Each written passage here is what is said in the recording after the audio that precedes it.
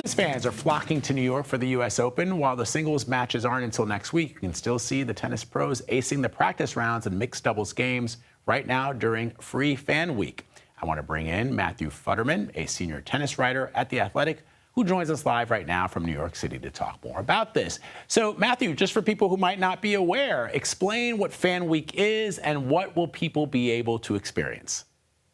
Thanks for having me, Vlad. Fan Week is the week before the sort of main draw of the U.S. Open starts. It's when the qualifying tournament happens. It's when lots of players are practicing. This year, what makes it different is the USTA also decided to hold the mixed doubles competition during Fan Week. And it was, an absolutely sort of amazing scene yesterday because you had tens of thousands of fans who were out there watching the biggest stars, some of the biggest stars, compete for, an actual Grand Slam title.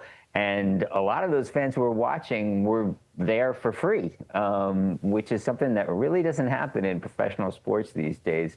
But half the matches that took place the ones that took place on Armstrong Stadium were just free admission. You could just walk right in. And so it was quite a popular event. There was real buzz about the place.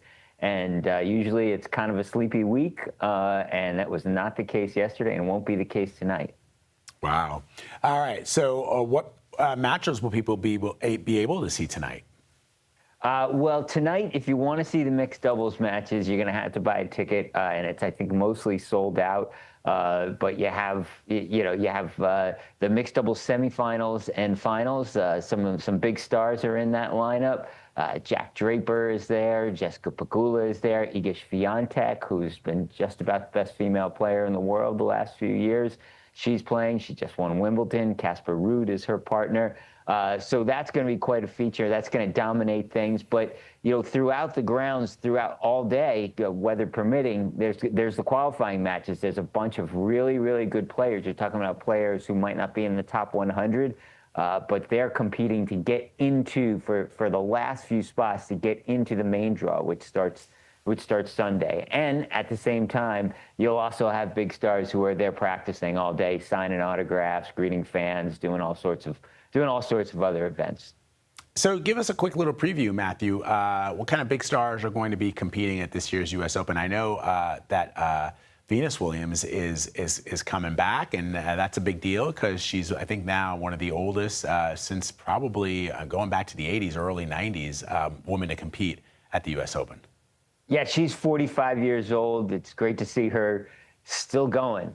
She won her first singles match about 18 months in July in Washington, D.C. She's chugging along. She's going to her plan is to keep at this for a while. So this is not, a send-off. It's not a retirement appearance or anything like that. So she's going to be there. She wants to play. She still has a lot of tennis in those hands.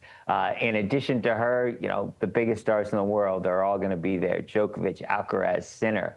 Coco Gauff leads the American women, who have just been on fire at the Grand Slams the last year.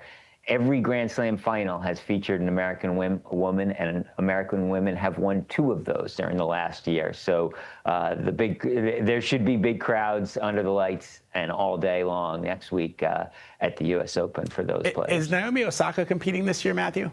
Absolutely. Naomi Osaka is there. She has been fighting her way back from maternity leave the last year and a half.